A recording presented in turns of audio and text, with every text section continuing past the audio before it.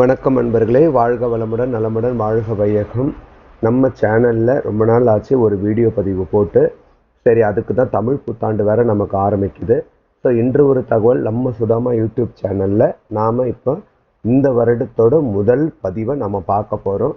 தமிழ் புத்தாண்டு நம்ம பாரம்பரியமாக எப்படி நமக்கு முன்னோர்கள் நம்ம பெரியவங்க எப்படி நமக்கு சொல்லி கொடுத்தாங்க, அந்த முறைனா என்ன, சித்திரை கணிக்காணும் முறைன்னா என்ன, எப்படி வழிபாடு பண்ணுறது, நல்ல நேரம் என்ன, புத்தாண்டு அன்னைக்கு நாம் வாங்க வேண்டிய மங்கள பொருட்கள் என்ன, எப்படி வழிபட்டால் நம்ம வீட்டில் ஐஸ்வர்யம் பெருகும், இந்த முறையில் நாம் நம்ம சேனலில் இன்னைக்கு நம்ம தமிழ் புத்தாண்டை வரவேற்கலாம்.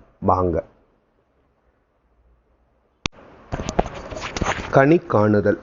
நமக்கு எல்லாருக்கும் தெரியும் முக்கணி. முக்கணினா மா, பலா, வாழை.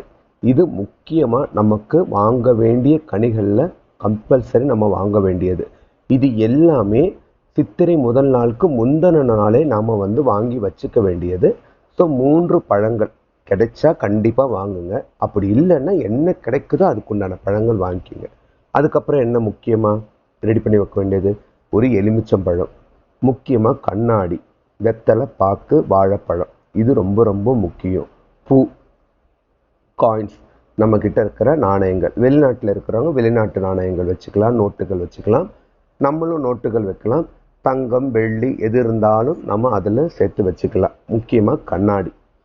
இது எல்லாத்தையுமே நம்ம முந்தின நாளே எடுத்து வச்சிடணும். இப்போ நாங்கள் 4 பேர் இருக்கோங்க. எங்கள் வீட்டில் 4 பெட்ரூம் இருக்குது. ஏன்னா ஒவ்வொருத்தராக ஏன்னா கண்ணு முழிச்ச உடனே எதையும் பார்க்கக்கூடாது, நேராக இதை தான் பார்க்கணும். அதுக்கேற்ற மாதிரி நம்ம ரெடி பண்ணி வச்சிடணும். எந்த ஒரு தடுமாற்றம் இல்லாமல் நேராக நம்ம எழுந்த உடனே அதை கண்ணாடியை பார்க்கணும். கண்ணாடியை பார்த்து வேண்டணும். ஸோ அதனால் நம்ம முந்தின நாள் இரவே எடுத்து வச்சுட்டு சாமிகிட்ட போய் வேண்டிக்கணும். எல்லாம் ரெடி பண்ணி வச்சுருங்க. நம்ம அவங்கவுங்க பெட்ரூமில் என்னென்ன இருக்கோ எடுத்து வச்சுருங்க. எடுத்து வச்சுட்டு சாமிகிட்ட வேண்டிட்டு படுத்துக்கலாம். என்ன, இந்த வருஷம்தான் எப்படியோ போயிடுச்சு, வர வருஷமாவது நாளைக்கு விடிகிற தமிழ் புத்தாண்டாவது நினைத்தது கைகூடும் வண்ணமாக அமையணும்னு சொல்லிட்டு நம்ம இறைவன்கிட்ட பிரார்த்தனை பண்ணிக்கிட்டு அன்னைக்கு இரவு நாம் தூங்க போயிடலாம். எல்லாத்தையும் எடுத்து வச்சுங்க. உங்களால் இதில் ஒத்தப்படை ரெட்டப்படை எதுவும் கணக்கில்லைங்க. நல்ல மங்கள பொருட்கள். ஏன், காலையில் நம்ம எழுந்து நம்மளோட வருடத்தின் முதல் நாளை ஒரு மங்களகரமான பொருளோடு நம்ம அதை பார்க்கும்போது நம் கண்ணாடியில் அது எல்லாமே பிரதிபலிக்கிற மாதிரி வச்சுங்க. கண்ணாடி பெருசாக இருந்தால் பெட்டராக இருக்கும். இல்லைன்னா பொருட்கள் எல்லாம் நம்ம வைக்கிறோம் இல்லைங்களா, அது எல்லாமே அந்த கண்ணாடியில் பிரதிபலிக்கணும்.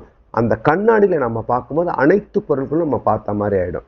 அழகாக வண்ண கோலம் போடுங்க. ஏன்னா வருஷத்தில் முதல் நாள் இல்லையா. அப்புறம் வாசத்தில் 2 தீபம் ஏற்றுங்க.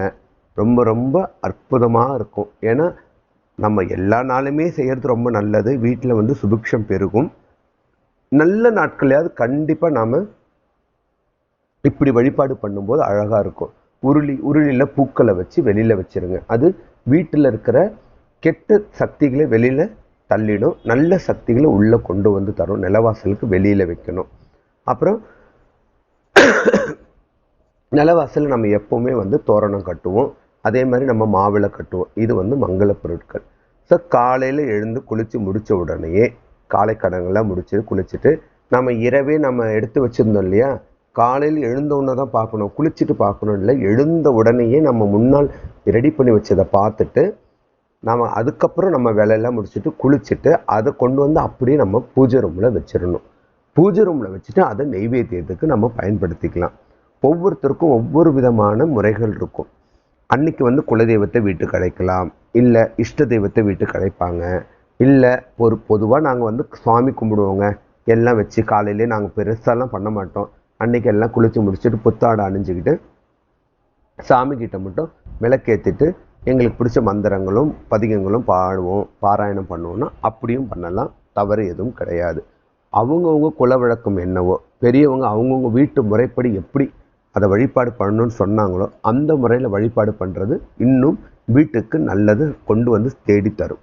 ஏன்னா வருடத்தின் முதல் நாள் எப்பவுமே சொல்லணும் இல்லையா. இப்போது நியூ இயர் ஆரம்பிக்குது, வருஷத்தில் முதல் நாள் நல்லது பார்க்கணும், நல்லது கேட்கணும், நல்லது செய்யணும். அப்படி இருக்கும்போது அந்த வருடம் முழுவதுமே நமக்கு என்னவா இருக்கும், ஒரு பாசிட்டிவ் வைப்ரேஷன். வருடம் முழுவதுமே நமக்கு எல்லாமே நல்லது நடக்கிறதுக்கு உண்டான சூழலையும் அதுக்குண்டான வழி என்ன சொல்கிறது வழிகளையும் அது நமக்கு ஏற்படுத்தி தரும்.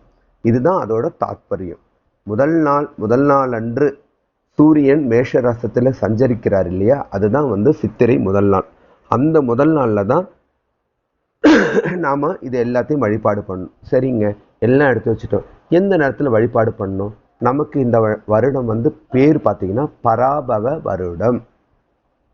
ஓகேங்களா? நான் காலையிலேயே கும்பிட்டுருவேன்றவங்க காலையில் 6லேருந்து 7 மணிக்கு நம்ம கும்பிட்டுறலாம், தவறு எதுவும் கிடையாது. குளிச்சு முடிச்சுட்டு நாங்கள் இலை போடுற பழக்கம்லாம் இல்லைங்க. காலையில் 6லேருந்து 7க்குள்ளே நாங்கள் சாமி கும்பிட்டுறோம், ஸ்வீட் வச்சுருவோம், எல்லாம் புத்தாடை அணிஞ்சு பண்ணிக்குவோன்னா பண்ணலாம். அப்படி இல்லை, எங்களுக்கு அவ்வளோ சீக்கிரம் முடியாதுன்றவங்க 2வது நேரம் 7:20லேருந்து ஒரு 8:45 வரைக்கும் அந்த நேரத்தையும் பயன்படுத்திக்கலாம். இது எதுவுமே இலை போட்டு படைக்காதவங்க, வெறும் நைட்டு ரெடி பண்ணி வச்சோம், காலையில் குளிச்சு முடிச்சுட்டு சாமிக்கு தூப தீபார ஆறு காமிச்சிட்டு வழிபாடு பண்ணுன்றவங்கன்றவங்க இந்த முறையில் வழிபாடு பண்ணலாம், தவறு கிடையாது. நம்மளுடைய வழிபாடு முறை தான் முக்கியம், நம்மளுடைய நோக்கம்தான் முக்கியம், நம்ம என்ன மெத்தடாலஜியில் பண்ணுறோங்கிறது தான் முக்கியம். இப்படி தான் செய்யணும் அப்படி தான் செய்யணும்லாம் முறை கிடையாது. அதுக்கப்புறம் 3வது நேரம் 10:40லேருந்து 11:50 வரைக்கும் அந்த நேரத்துலையும் நம்ம வழிபாடு பண்ணலாம். ஸோ இதுக்கப்புறம் இலை போட்டு தாங்க நாங்கள் வழிபாடு பண்ணுவோம், மதிய நேரம் ஆகிடும் எங்களுக்கு, மற்ற நேரத்தில் எங்களுக்கு நிறைய எங்கள் குடும்ப வழக்கப்படி நிறைய செய்ய வேண்டியிருக்கு பொருள் அப்படின்றவங்க இந்த 1:35லேருந்து 2 மணி இது ரொம்ப அற்புதமான நேரமாக இருக்குது. நம்ம இலை போட்டு பாராயணம் பண்ணி நாம் முழுசாக எப்படி பாயாசம் வடை பொங்கல் எல்லாத்தையும் வச்சு நம்ம வழிபாடு பண்ணி இந்த நேரத்தில் இலை போட்டு நம்ம பாராயணம் பண்ணும்போது கண்டிப்பாக நம்ம நினச்சது நடக்கும். இது எல்லாமே வழிபாடு பண்ணுறதுக்கு உண்டான நேரங்கள். 4 நேரம் கொடுத்துருக்கோம். சரி, அதுக்கப்புறம் என்ன எல்லாம் பண்ணும்போது என்ன வழிபாடு தானே. வழிபாடுனா என்ன? அன்னைக்கு சிலர் இஷ்ட தெய்வத்தை கூப்பிடுவாங்க. முருகர் இஷ்டமா முருகரை கூப்பிடுவாங்க. இல்லைங்க, எங்கள் குலதெய்வம் முருகர், கண்டிப்பாக நாங்கள் குலதெய்வத்தை தான் வீட்டுக்கு அழைப்போம் அப்படின்றவங்க குலதெய்வத்தை வீட்டுக்கு அழைக்கலாம்.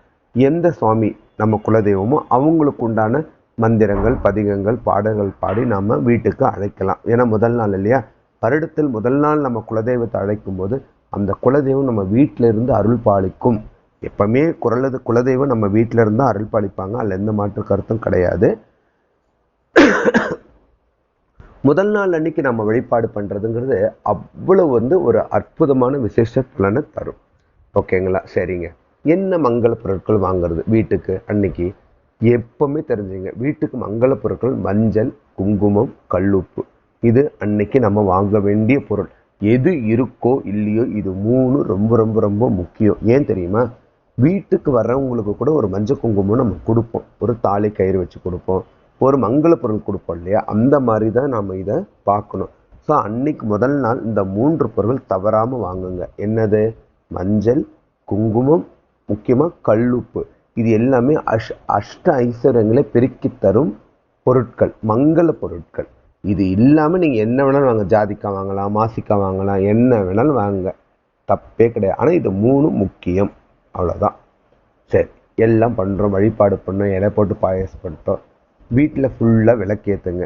சாயங்காலம் கோயிலுக்கு போங்க, 6 மணிக்கு மேலே வீட்லேயும் விளக்கேற்றுங்க. ஏன்னா புது வருடம் இல்லையா, கண்டிப்பாக எல்லாருமே கோயிலுக்கு போவாங்க, கோயிலுக்கும் போய் 2 விளக்கேற்றுங்க. ஏன்னா நம்ம வீட்டில் வழிபாடு பண்ணுறதும் நல்லது, கோயிலுக்கு போய் அந்த நேர்த்தி கடனையும் செலுத்திட்டு அங்கேயும் கோயிலில் மனதார வழிபாடு பண்ணும்போது அந்த நல்ல குட் வைப்ரேஷன்ஸ் நமக்கு திரும்ப வீட்டுக்குள்ளே அந்த கடவுளை அழைச்சிட்டு வந்து நம்ம வீட்டில் கொண்டு வந்து சேர்க்கும். அதனால் கோயிலுக்கு போய் வழிபாடு பண்ணுறது நல்லது. என்ன மக்களே, இந்த வருஷம் தமிழ் புத்தாண்டு பராபவ வருஷம். போன வருஷம் எப்படி இருந்தோ மறந்துடுங்க. எல்லாமே எல்லாருக்கும் நல்லதும் நடந்திருக்கும், கெட்டதும் நடந்திருக்கும், அதுதான் வாழ்க்கை. இந்த வருடம் அனைவருக்கும் நினைத்தது நினைத்த வண்ணம், கேட்டது கேட்ட வண்ணம் கிடைக்கும் விதமாக நானும் உள்ளன்போடு முருகப்பெருமானை பிரார்த்திக்கிறேன். நீங்களும் நன்றி.